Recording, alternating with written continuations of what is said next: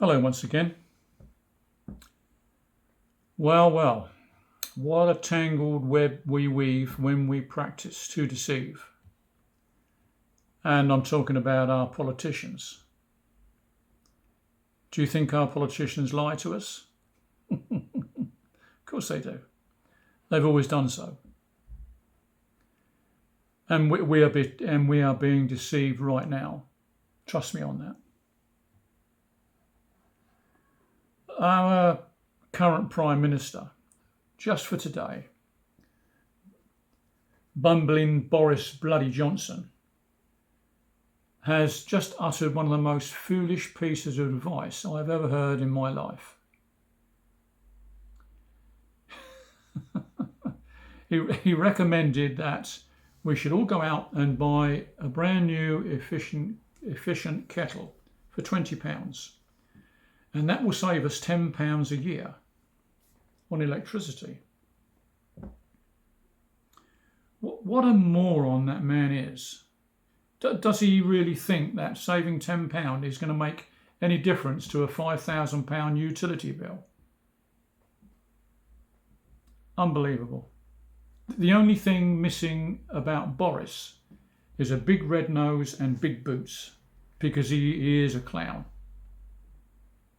And if any of these politicians had any common sense at all, they would get together and offer advice, sensible advice to people.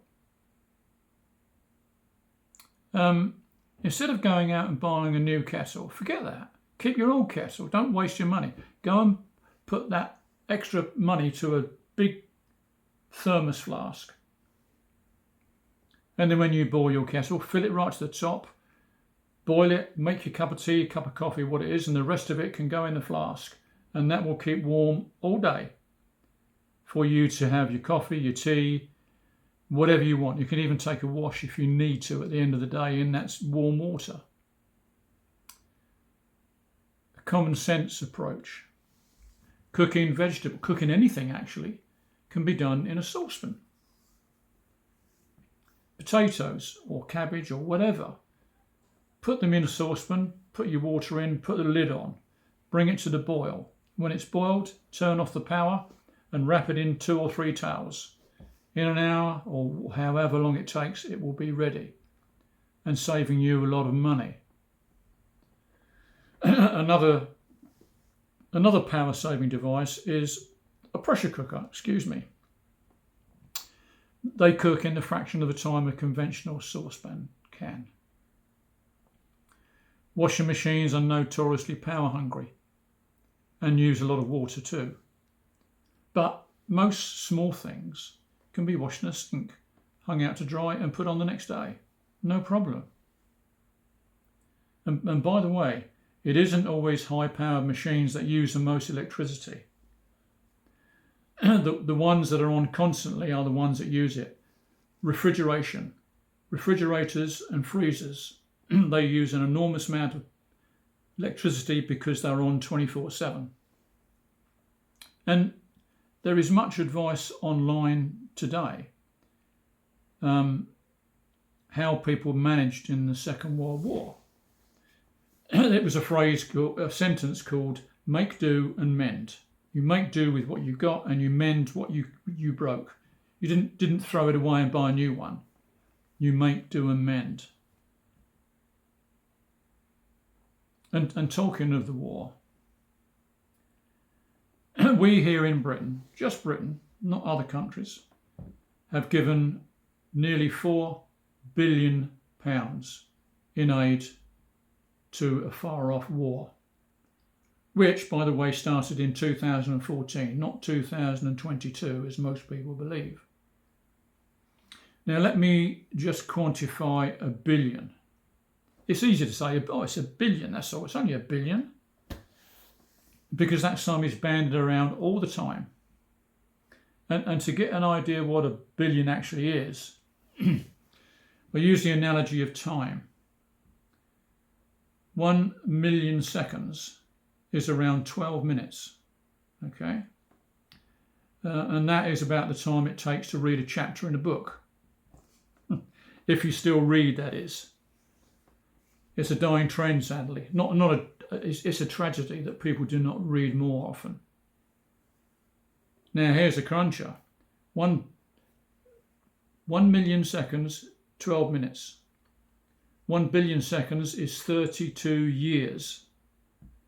That's a lot of seconds, and it sure is a lot of money. That could have been better spent here in Britain, rather than feeding a far-off war and a far-off land that no one really understands outside of it. Only what we are told by massive, massive propaganda. And I still do not understand the continuing hatred of a people and a country. What is that all about? I don't know. It's a very dangerous precedent to set, and we should learn from our history. The past 70 years, look what happened. The mass hatred of a certain people. It leads us into false beliefs propagated by a collective agenda that is hell-bent on destroying a nation and its people. People are people. It's a human race. We're all in it. In the past, fascism was responsible.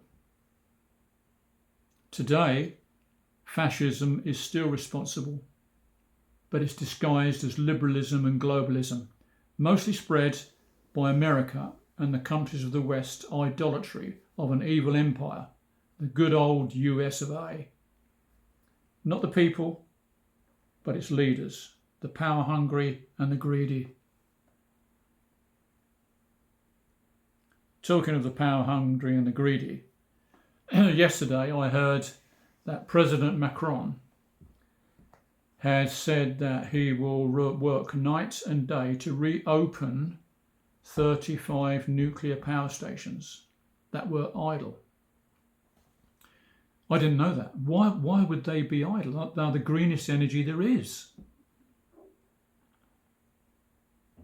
France was the leading country in the world for nuclear power. They had 54 nuclear power stations and 35 of them were closed down. Why? I don't understand. Now, here's the question I have. Excuse me. In 1986, we built a converter station, quite close to here, on the edge of Romney Marsh and quite near the nuclear power station at Dungeness. And that converter station would take the power from the national grid and feed it into the converter station, converted it into direct current and send it via a cable to France. And they were capable of doing the same thing. It was a shared thing we could do together. And I'll quote you some text that I read just now.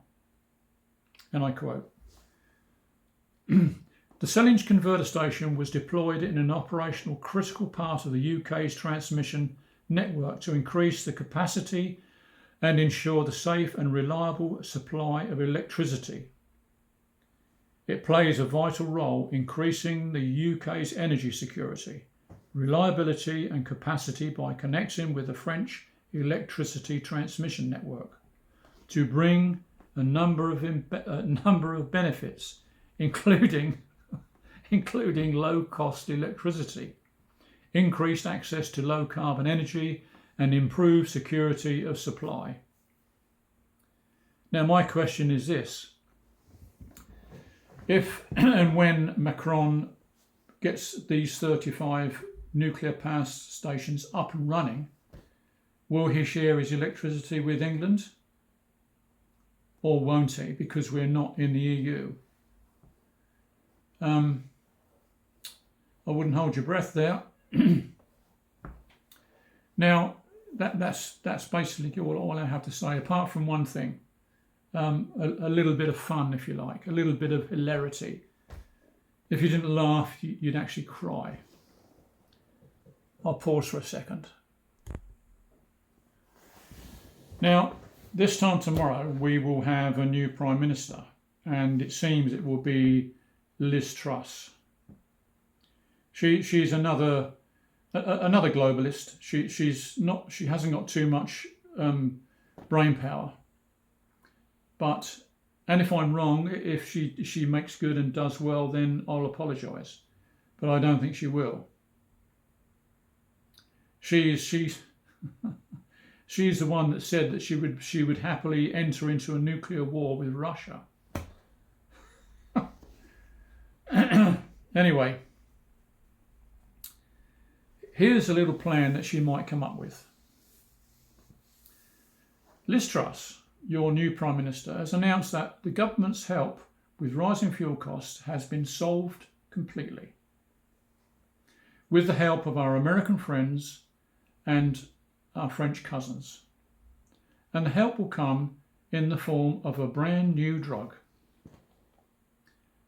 Now, the new drug will be available for a mere 30 pieces of silver and will only be available to certain people of a certain type. But this program has happily been put forward together by Bill Gates, Big Pharma, Big Tech, with the help of mainstream media to inform the people of this miracle new drug that will solve all our problems.